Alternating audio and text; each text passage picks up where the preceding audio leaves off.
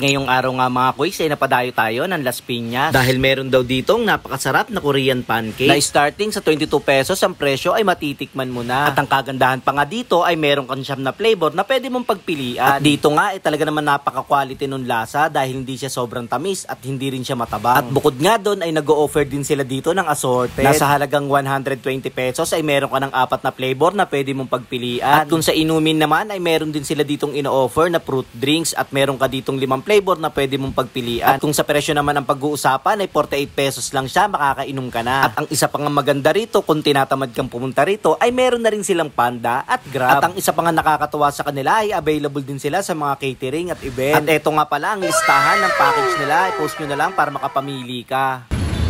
Yo, what's up mga kuys? So ngayon nandito tayo sa may Las Piñas, dito sa may tapat ng Perpetual.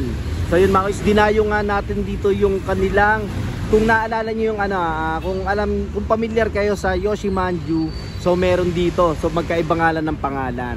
So ito yung Korean pancake. So yun mga kuys, sa mga gusto nito, sa mga naghahanap ng ganito at wala kayong makita sa lugar nyo, yan dito sa may Las Piñas, pag nakita nyo yung footbridge na yan, makikita nyo na dito yung Baby Mushi, yan. So ito yung Korean pancake mga kuys, yan. So ito yung mga flavor nila. So tanong natin kung ano yung mga flavor na meron sila dito at kung ano yung mga best seller nila. Hi ma'am. Hello po. Hi ma'am. Ano po pangalan mo ma'am? Pen po. Ayun. Ma'am, tanong ko lang, ano po yung mga best seller at ano yung mga flavor nyo dito sa baby pancake?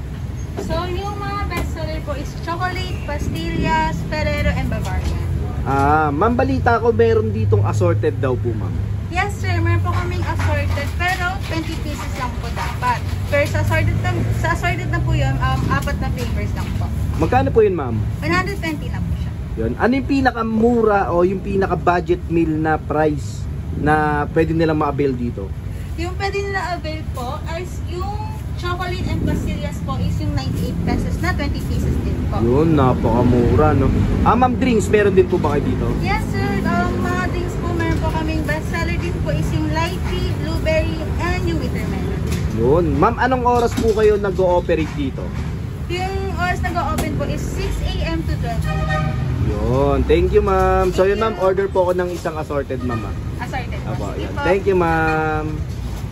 Okay mga kuys, so ngayon ito na nga yung in-order natin dito sa Baby Mushi. So ito nga yung kanilang Korean pancake o kung tawagin ay Korean baby pancake. Yan. So meron tayo ditong dalawang assorted flavor at isang single flavor lang. So ito nga yung pastillas, nasa halagang 98 pesos, meron ka ng 20 pieces.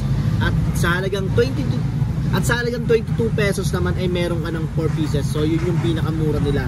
At dito naman yung kanilang assorted. So lahat ng assorted nila dito, meron kang 4 na flavor na sa halagang 120 pesos. Napakasulit na, di ba? So yung order natin dito, isang Bavarian at isang Ferrero. At ito naman yung isa is blueberry at isang ube halaya. Yan. So 120 pesos tong dalawang to. 120 pesos each tong assorted na to. So tikman natin muna dito yung kanilang best seller na Bavarian at saka Ferrero. So hindi ko alam kung saan dito yung Bavarian, tsaka hindi ko rin alam saan yung Ferrero. Pero bahala na kung ano yung makukuha natin. Ayan. So tignan natin mga kuys.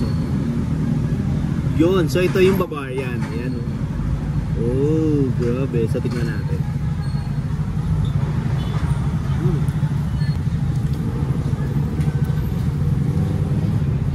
Grabe. Sabi ko nga kanina, parehas lang sila ng tinitinda pero magkaiba ng pangalan. Pero sa lasa, quality to. Sulit sa 120 pesos. Yung tamis ng Bavarian, saktong-sakto lang. Hindi siya yung talagang over na sa tamis. So yun, tignan natin yung next. Ferrero. Yan. Isa pa ulit. Ayan o. Grabe yung surap po. So ika nga ni sir, naubos daw to ng anak niya, 20 pieces. Ang sarap. Lasang Ferrero nga. Grabe. Pwede na no, 120 pesos, 20 pieces. So next naman natin yung kanilang blueberry at ube halaya. So tingin ko itong ube halaya. Ayan o. Ayan, sarap. Ayan. Tikman natin.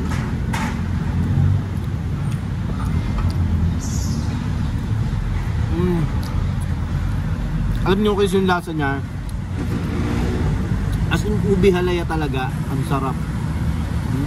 Tapos tatabayan ng pancake na medyo manamis-namis. Ano halo? Tapos next natin, blueberry. Hindi ko alam saan yung blueberry, so dudukot na lang tayo. So ito. Grabe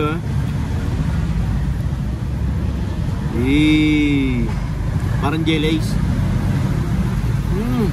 Ang sarap din. Ang sarap niya, promise.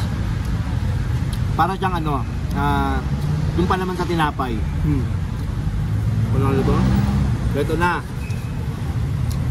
Ngayon na ako makakatikim nito Kasi sa mga natikman kong ganito, yan nga yung sabi ko, yung Yoshi Manju. So natitikman ko sa kanila madalas is caramel lang. So ito bago to sa akin yung pastillas. Pwede pala yun. Yan natin. Uy! So para siyang caramel. Pero pastillas siya. Solid Hey. Ito masarap din siya. Kasi hindi rin siya sobrang tamis. Ito yung mga gusto ko. 98 pesos. Ganito karami. 20 pieces. Panalo na. At bukod nga pala mga kuchis sa mga baby pancake nila, so meron din sila ditong juice. So meron kaming in-order dito na dalawang flavor. So ito yung kanilang mga best seller. So itong blueberry at yung kanilang lychee. At syempre yung lychee sa atin, yung blueberry kay boss natin Koto-chan. So tingnan natin.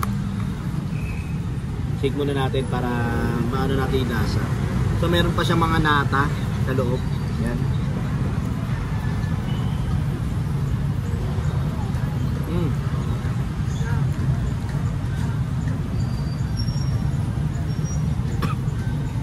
Sakto lang yung timpla ng lychee.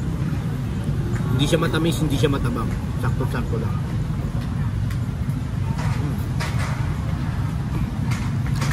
So yun.